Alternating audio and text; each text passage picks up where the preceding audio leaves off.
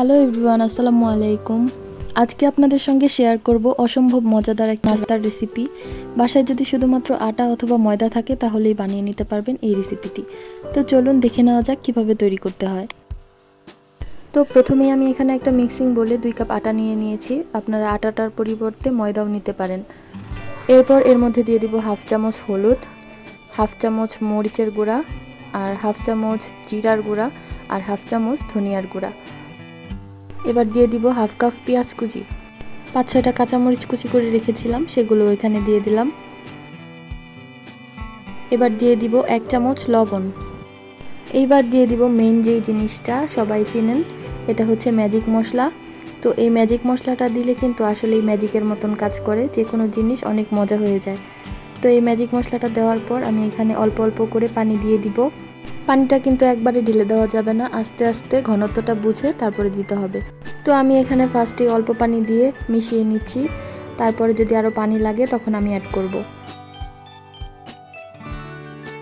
তো আমার এখানে আরও কিছুটা পানি লাগবে, আমি হাফ কাপের মতন আরও পানি দিয়ে দিলাম।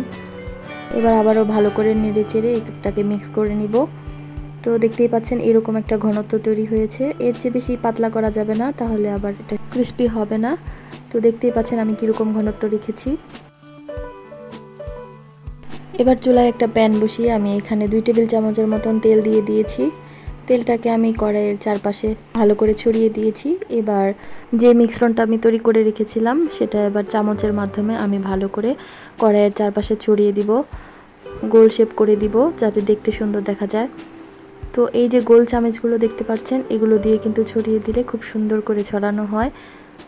তো আমি কিন্তু অল্প তেল দিয়েছি, বেশি করে তেল দেওয়া যাবে না। তো সামান্য তেলে এটাকে ভেজে নিতে হবে। আমি ঢেকে দিয়েছিলাম, ঢেকে আমি 5 মিনিটের জন্য এটাকে ভেজে নিয়েছি একটা পাশ।